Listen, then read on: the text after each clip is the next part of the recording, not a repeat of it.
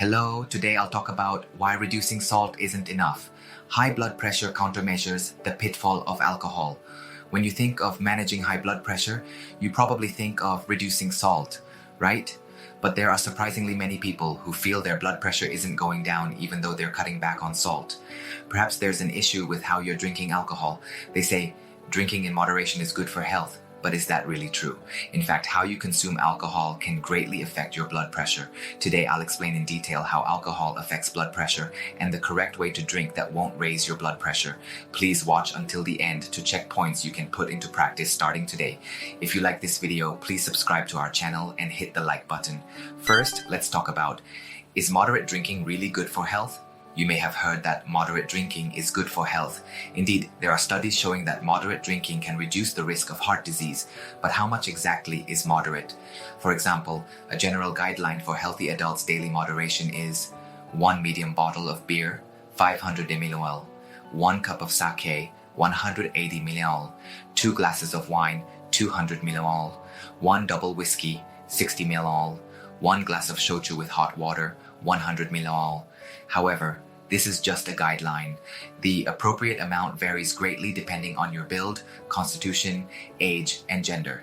In particular, women and elderly people are known to have lower alcohol processing abilities, so they're more susceptible to the effects, even when drinking the same amount. Next, I'll talk about why alcohol affects blood pressure. Next, I'll talk about why alcohol raises blood pressure. Doesn't alcohol dilate blood vessels? So wouldn't it actually lower blood pressure? Many of you probably think this, right? Indeed, right after drinking, blood vessels may dilate and blood pressure might temporarily decrease. But the problem is how your body responds afterward. During the process of alcohol breakdown, your sympathetic nervous system is stimulated, causing blood vessels to constrict and blood pressure to rise. Furthermore, if you have a habit of drinking every day, your blood pressure may remain chronically high. People whose faces turn red when drinking should be especially careful. This could indicate an ALDH2 deficiency, where the enzyme that breaks down alcohol is weak, making you more prone to blood pressure increases. So, what drinking habits are particularly dangerous? Next, I'll introduce dangerous drinking habits that tend to raise blood pressure. Next, I'll talk about dangerous drinking habits that tend to raise blood pressure. Even if you drink a small amount, your drinking habits can significantly affect your blood pressure. Do you drink in any of these ways? Drinking before bedtime. Blood pressure rises while alcohol is being processed, reducing sleep quality. Drinking quickly. Blood pressure rises rapidly, putting a great burden on your heart and blood vessels. Drinking every day. Without alcohol-free days, blood pressure becomes chronically high. Drinking to relieve stress. This becomes habitual, and your alcohol consumption increases without you realizing it. If you thought this might apply to me, you should be careful, but there are ways to drink that are gentle on your blood pressure without giving up alcohol completely. Next, I'll talk about the correct way to drink without raising blood pressure. I can't quit drinking, but I'm concerned about my blood pressure.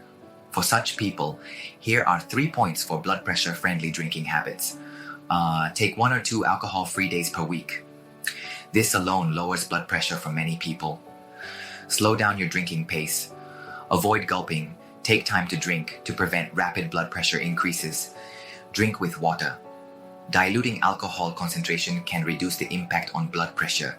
Additionally, stopping alcohol consumption 3 hours before bedtime helps maintain sleep quality and reduces negative effects on blood pressure. You might think, can such simple changes really make a difference? But many people have actually improved their blood pressure by practicing these habits. Next, I'll talk about cases of people who improve their blood pressure by reducing alcohol. For example, there's a report of a man who drank 5 days a week, created 2 alcohol-free days, and after 1 month, his blood pressure dropped by 10 millimeters of mercury. Also, there are cases where simply stopping drinking right before bedtime stabilized morning blood pressure. Such small adjustments can be a big key to protecting your health. But you love alcohol and find it hard to cut back. That's exactly why it's important to start with what you can do within reasonable limits. Finally, Here's today's summary. Reducing salt alone is insufficient for blood pressure control. You must also pay attention to how you drink alcohol. Take 1 or 2 alcohol-free days per week. Drink with water to reduce the impact on blood pressure. Stop drinking 3 hours before bedtime to help stabilize morning blood pressure. Let's start by creating just 1 alcohol-free day. If you found this video helpful, please subscribe to our channel and hit the like button. I'll see you in the next video.